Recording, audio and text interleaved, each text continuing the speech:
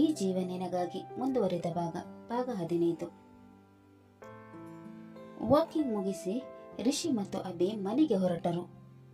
ಹಿಂದೆಯಿಂದ ಬಂದ ಐಶ್ವರ್ಯ ಜೋರಾಗಿ ಕೂಗುತ್ತಾ, ಈ ಹುಡುಗ ಐ ಲವ್ ಯು ಅಂತ ಹೇಳಿದಾಗ ಅಭಿ ಮತ್ತು ರಿಷಿ ದಂಗಾಗಿ ಒಂದು ಕ್ಷಣ ಹಿಂತಿರುಗಿ ನೋಡಿದರು. ಐಶ್ವರ್ಯ ಅಭಿಯ ಹಿಂದೆ ರೋಸ್ ಹಿಡಿದು ಮಂಡಿ ಇರುತ್ತಳು. ಹಿಂತಿರುಗಿ ನೋಡಿದ ಅಭಿ ಮತ್ತು ರಿಷಿಗೆ ಒಂದು ಕ್ಷಣ ಶಾಕ್ ಆಯಿತು. ಐಶ್ವರ್ಯ ತನಗೇನೆ ಐ ಲವ್ ಯು ಹೇಳಿದಳು ಅಂತ ರಿಷಿ ಅಂದುಕೊಂಡಿದ್ದನು. ಆದರೆ ಅವಳು ಅಭಿಗೆ ಪ್ರಪೋಸ್ ಮಾಡಿದ್ದನ್ನು ನೋಡಿ ರಿಷಿಗೆ ಒಂದು ಕ್ಷಣ ಶಾಕ್ ಆಯಿತು.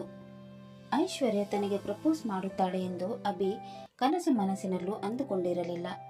ಅವಳು ರೋಸ್ ಹಿಡಿದು ಪ್ರಪೋಸ್ ಮಾಡಿದಾಗ ಖುಷಿಯಿಂದ ಅವನಿಗೆ ಮಾತೇ ಹೊರಡಲಿಲ್ಲ.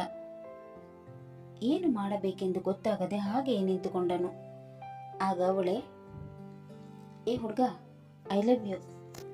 ನನಗೆ ನೀನಂದ್ರೆ ಇಷ್ಟ, ನಿನಗೂ ಕೂಡ ನಾನು ಇಷ್ಟನಾ? ಇಷ್ಟ ಆದರೆ ಈ ರೋಸ್ ತಗೋ ಅಂತ ಅವಳು ಹೇಳಿದಾಗ ಖುಷಿಯಿಂದ ಅಭಿ ಅವಳ ಕೈಯಿಂದ ರೆಡ್ ರೋಸ್ ಅನ್ನು ತೆಗೆದುಕೊಂಡನು. ಅವನ ಖುಷಿಗೆ ಕೊನೆಯೇ ಇರಲಿಲ್ಲ. ಇವರಿಬ್ಬರನ್ನು ನೋಡಿದ ರಿಷಿಯ ಕಣ್ಣಾಳಿಗಳು ತುಂಬಿ ಬಂದವು. ಯಾರಿಗೂ ಕಾಣದಂತೆ ತನ್ನ ಕಣ್ಣೀರನ್ನು ಒರೆಸಿಕೊಂಡನು.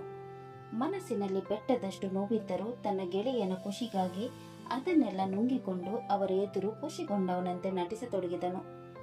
ಅಭಿ ರೋಸನ್ನು ಹಿಡಿದು ಏನು ಹೇಳಲಾಗದೆ ಹಾಗೆಯೇ ನಿಂತಿದ್ದನು. ಅವನು ಸುಮ್ಮನೆ ನಿಂತಿದ್ದನ್ನು ನೋಡಿ ಐಶ್ವರ್ಯ ಹಳೆ ಮಾತು ಮುಂದುವರಿಸಿದಳು.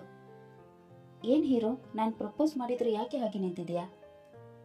ಚಿತ್ರ ಹೇಳ್ತಾ ಇದ್ಲು ನೀನು ನಾನು ತುಂಬಾ ಪ್ರೀತಿಸ್ತಾ ಇದ್ದೆ ಅಂತ. ಈಗ ಏನಾಯ್ತು, ಮಾತೇ ಹೊರಡ್ತಾ ಇಲ್ವಾ? ನೀನ್ ಮಾಡೋದನ್ನು ನೋಡಿದ್ರೆ ನನಗೆ ನಿನ್ನನ್ನು ಹಿಡ್ಕೊಂಡು ಹೊಡೆಯಬೇಕಂತ ಅನ್ಸುತ್ತೆ. ಅಷ್ಟು ಕ್ಯೂಟ್ ಆಗಿದೆಯಾ. ಮೊದಲನೇ ಸಲ ಚಾಕ್ಲೇಟ್ ಬಾಯ್ ನಂಗೆ ಇಷ್ಟ ಆಗ್ಬಿಟ್ಟೆ ಅಂತ ಅವಳು ಒಪ್ಪಳೆ ವಟ ವಟ ಅಂತ ಮಾತನಾಡತೊಡಗಿದಳು. ಅವಳು ತನ್ನನ್ನು ಏಕವಚನದಲ್ಲಿ ಮಾತನಾಡುವುದನ್ನು ನೋಡಿ ಅಭಿಗೆ ಆಶ್ಚರ್ಯವಾಯಿತು. ಏನ್ ಹಾಗೆ ಗರಬಡಿದವ್ರ ತರ ನೋಡ್ತಾ ಇದ್ಯಾ? ಓ, ಇವಳು ಯಾಕೆ ಏಕವಚನದಲ್ಲಿ ಮಾತಾಡಿಸ್ತಾ ಇದ್ದಾಳೆ ಅಂತ ಯೋಚನೆ ಮಾಡ್ತಾ ಇದ್ಯಾ? ನಾನು ಇರೋದೇ ಹಾಗೆ. ಜನಗಳು ನಾನು ನೋಡಿದ್ರೆ ನನಗೆ ಆಟಿಟ್ಯೂಡ್ ಅಂತ ಹೇಳ್ತಾರೆ. ನಾನು ಯಾರ ಜೊತೆನೂ ಮಾತಾಡಕ್ಕೆ ಹೋಗಲ್ಲ. ಆದರೆ ನನಗೆ ಯಾರಾದರೂ ಇಷ್ಟ ಆಗ್ಬಿಟ್ರೆ ಅವ್ರ ಜೊತೆ ತುಂಬಾನೇ ಮಾತಾಡ್ತೀನಿ, ಅದು ಏಕವಚನದಲ್ಲಿ. ಏಕವಚನದಲ್ಲಿ ಮಾತಾಡಿದ್ರೆ ಪ್ರೀತಿ ಜಾಸ್ತಿ ಆಗುತ್ತೆ, ಅದು ನಿಂಗೆ ಗೊತ್ತಾ ಅಂತ ಅವಳು ಹೇಳಿದಾಗ ಅವನು ಇಲ್ಲ ಅಂತ ತಲೆ ಅಲ್ಲಾಡಿಸಿದನು. ಇನ್ಮೇಲೆ ನೀನು ಕೂಡ ನನ್ನನ್ನು ಏಕವಚನದಲ್ಲೇ ಮಾತಾಡಿಸ್ಬೇಕು, ಗೊತ್ತಾಯ್ತಾ? ಗೊತ್ತಾಯ್ತು ಅಂತ ಅವನು ಹೇಳಿದಾಗ ಅವಳು ಮುಖ ಊದಿಸಿಕೊಂಡು, ಅದೇನು ನಾನು ಕೇಳಿದ್ದಕ್ಕೆ ಮಾತ್ರ ಆನ್ಸರ್ ಕೊಡ್ತೀಯಾ?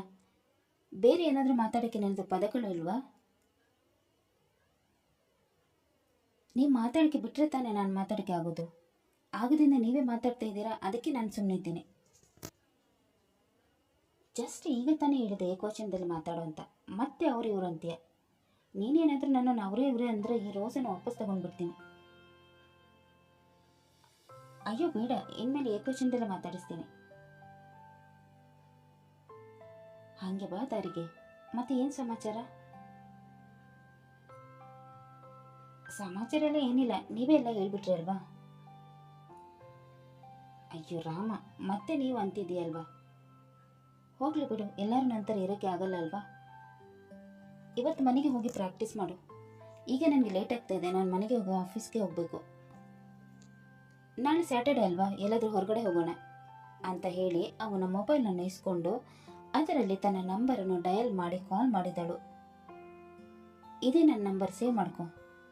ಇನ್ಮೇಲೆ ದಿನಾಲು ಕಾಲ್ ಮಾಡಿ ಮಾತಾಡೋಣ, ಬರಲಾ ಅಂತ ಹೇಳಿ ಚಿತ್ರಳ ಜೊತೆ ಮನೆಗೆ ನಡೆದಳು. ಹೋಗುತ್ತಿದ್ದವಳು ಮತ್ತೆ ಹಿಂತಿರುಗಿ ನೋಡಿ, ಈ ಚಾಕ್ಲೇಟ್ ಬಾಯ್ ಲವ್ ಯು ಅಂತ ಹೇಳಿ ಚಿತ್ರಳ ಜೊತೆ ಹೊರಟಳು. ಚಿತ್ರಳ ಸಂತೋಷಕ್ಕಂತೂ ಕೊನೆ ಏರಲಿಲ್ಲ. ಏನು ಐಶು, ನೀನು ರಿಷಿಯನ್ ಲವ್ ಮಾಡ್ತಾ ಇದೀಯ ಅಂತ ನಾನು ಅನ್ಕೊಂಡಿದ್ದೆ. ಇಲ್ಲಿ ನೋಡಿದ್ರೆ ನೀನು ಅಭಿಯನ್ ಲವ್ ಮಾಡ್ತಾ ಇದೀಯ. ಹೇಗೆ ಸಡನ್ ಆಗಿ ಚೇಂಜ್ ಆಗಿರೋದು? ನಾನು ಅಭಿಯನ್ ಇಷ್ಟಪಡ್ತಾ ಇದ್ದ ನಿನಗೆ ಖುಷಿ ಇಲ್ವಾ? ಅಯ್ಯೋ, ನನಗಂತೂ ತುಂಬಾನೇ ಖುಷಿ ಆಗ್ತಿದೆ ಕಣೆ. ಒಟ್ನಲ್ಲಿ ನೀನು ಆ ರಿಷಿಯನ್ ಇಷ್ಟಪಡ್ತಾ ಇಲ್ಲ ನೋಡು, ಅದೇ ನನ್ನ ಖುಷಿ. ನಿನಗೆ ಯಾಕೆ ರಿಷಿಯನ್ ಕಂಡ್ರೆ ಆಗಲ್ಲ? ಅವ್ನು ಸರಿ ಇಲ್ಲ ಅಂತ ನನಗೆ ಯಾಕೋ ಫೀಲ್ ಆಗ್ತಾ ಇದೆ. ಮನಸ್ಸಲ್ಲಿ ನಂದು ಹೊರಗಡೆ ನಾನು ಮಾತಾಡ್ತೇನೆ ಅಂತ ಅನ್ಸುತ್ತೆ. ಆ ಥರ ಎಲ್ಲ ಏನಿಲ್ಲ ಚಿತ್ರ, ಅವನು ಒಳ್ಳೆಯವನು. ಏನು ಒಳ್ಳೆಯವನೇ ಏನೋ, ನಿನಗೂ ಅಬ್ಬಿಗೂ ಅವನನ್ನು ಅದೇನು ಒಳ್ಳೆತನ ಖಂಡಿತ ನಾ ಕಾಣೆ.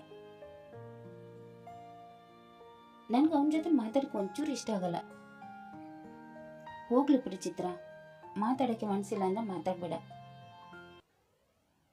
ಕೆಲವೊಬ್ಬರಿಗೆ ಕೆಲವೊಬ್ಬರ ಜೊತೆ ಸೆಟ್ ಆಗಲ್ಲ, ಹಾಗೆ ನಿಂಗೂ ಕೂಡ. ಅವೆಲ್ಲ ಬಿಟ್ಟಾಕ ಆಯುಷು, ಈಗ ಅವನ ಬಗ್ಗೆ ಯಾಕೆ ಮಾತು? ಹೌದು, ನೀವಿಬ್ರು ನಾಳೆ ಎಲ್ಲಿ ಸುತ್ತಾಡಿಕೆ ಹೋಗ್ತೀರಾ? ಗೊತ್ತಿಲ್ಲ ಚಿತ್ರ, ಎಲ್ಲರೂ ಕಾಫಿ ಶಾಪ್ಗೆ ಹೋಗಬೇಕು. ಎಷ್ಟು ದಿನಗಳಲ್ಲಿ ನಾನು ಅವನ ಮನಸ್ಸನ್ನು ತುಂಬಾ ನೋಯಿಸಿದ್ದೆ. ಅವನಿಗೆ ನನ್ನಿಂದ ತುಂಬಾ ನೋವಾಗಿದೆ.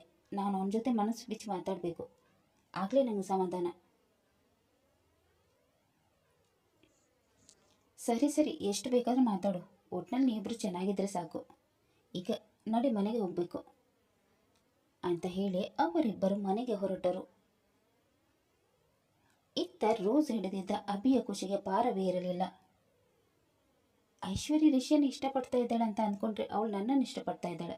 ನನಗೆ ನಂಬಕ್ಕೇನೆ ಆಗ್ತಾ ಇಲ್ಲ. ನನ್ನನ್ನು ಕಂಡ್ರೆ ಕೋಪ ಮಾಡ್ಕೊಳ್ತಿದ್ದ ಅವಳಿಗೆ ನನ್ನ ಮೇಲೆ ಲವ್ ಆಗಿದೆ ಅಂದರೆ ಅದು ಚಮತ್ಕಾರನೇ. ಕೊನೆಗೆ ಒಬ್ಬಳು ದುಡ್ಡನ್ನು ಬಿಟ್ಟು ಮನಸ್ಸನ್ನು ಅರ್ಥ ಮಾಡಿಕೊಳ್ಳಲು ಸಿಕ್ಬಿಟ್ಲು. ನನಗೆ ಈಗ ಖುಷಿ ಪಡಬೇಕೋ ಬೇಡವಾ ಅಂತ ಒಂದು ಗೊತ್ತಾಗ್ತಾ ಇಲ್ಲ. ರಿಷಿ ಐಶ್ವರ್ಯಗಳನ್ನು ಪ್ರೀತಿಸ್ತಾ ಇದ್ದಾನೆ.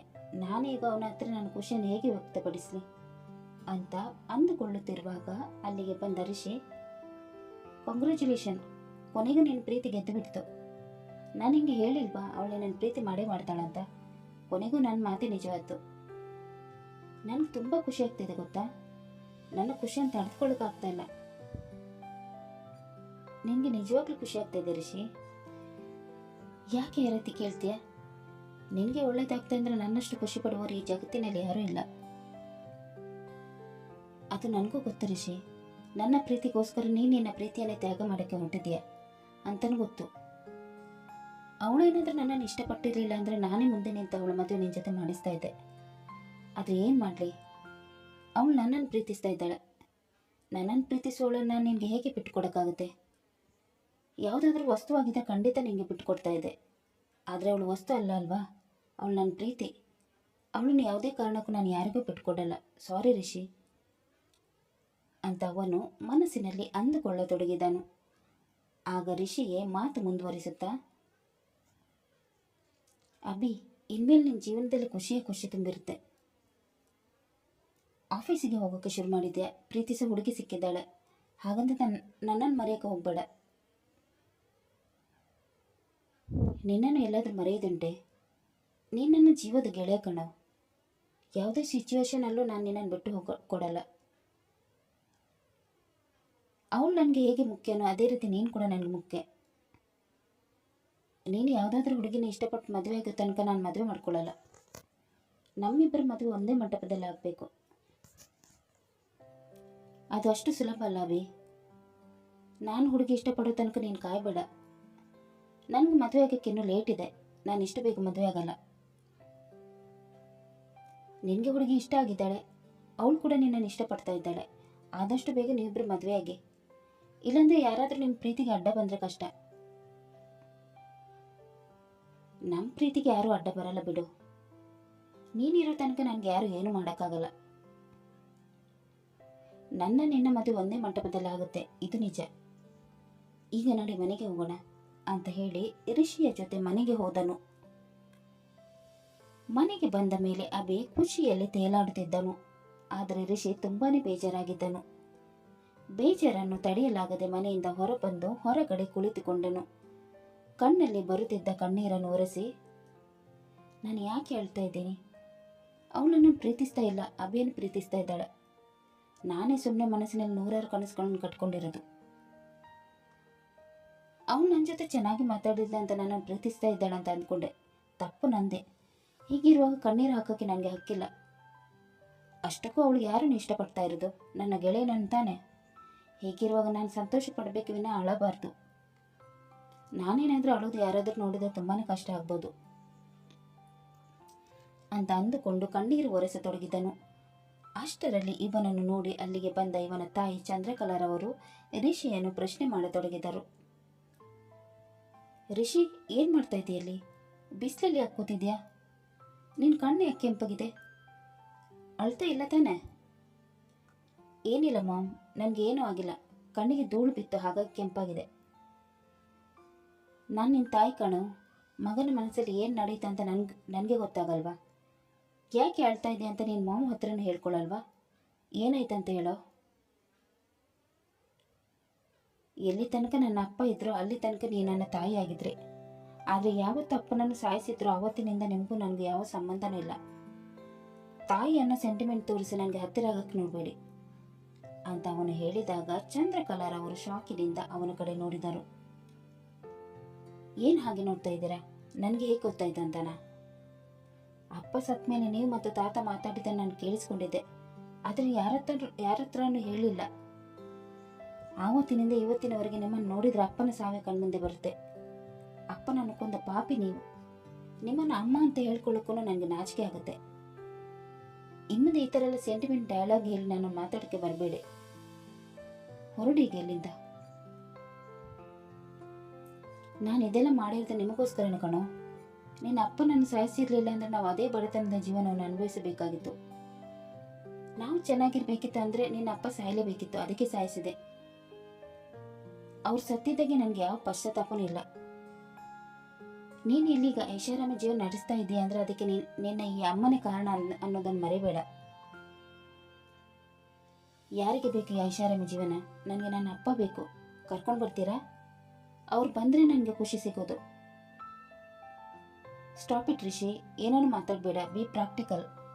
ಒಂದು ಬೇಕು ಅಂದರೆ ಇನ್ನೊಂದನ್ನು ಕಳೆದುಕೊಳ್ಬೇಕು. ನೀನಿನ ಫೀಲಿಂಗ್ಸನ್ನು ಕಂಟ್ರೋಲ್ ಮಾಡಿ ಪ್ರಾಕ್ಟಿಕಲ್ ಆಗಿ ಯೋಚನೆ ಮಾಡು, ಆಗ ಉದ್ಧಾರ ಆಗ್ತೀಯ. ಇಲ್ಲಾಂದರೆ ಇದೇ ರೀತಿ ಅಳ್ತಾ ಇರ್ತೀಯ ಅಂತ ಕೋಪದಿಂದ ಹೇಳಿ ಅಲ್ಲಿಂದ ಹೊರಟು ಹೋದರು. ಕತೆ ಮುಂದುವರಿಯಿತು. ರಿಷಿ, ಅಭಿ ಮತ್ತು ಐಶ್ವರ್ಯಳ ಮುಂದಿನ ಜೀವನ ಹೇಗಿರುತ್ತೆ ಅನ್ನೋದನ್ನು ತಿಳಿಯಲು ಮುಂದಿನ ಸಂಚಿಕೆಯಾಗಿ ಕಾಯೋಣ. ಅಲ್ಲಿ ತನಕ ಈ ಕತೆ ನಿಮಗೆ ಇಷ್ಟವಾದಲ್ಲಿ ಲೈಕ್ ಮಾಡಿ, ಶೇರ್ ಮಾಡಿ ಮತ್ತು ಸಬ್ಸ್ಕ್ರೈಬ್ ಮಾಡೋದನ್ನು ಮಾತ್ರ ಮರಿಬೇಡಿ. ಹಾಗೆ ಕತೆ ಹೇಗಿದೆ ಅಂತ ಕಮೆಂಟ್ ಬಾಕ್ಸಲ್ಲಿ ತಿಳಿಸಿ. ಧನ್ಯವಾದಗಳು.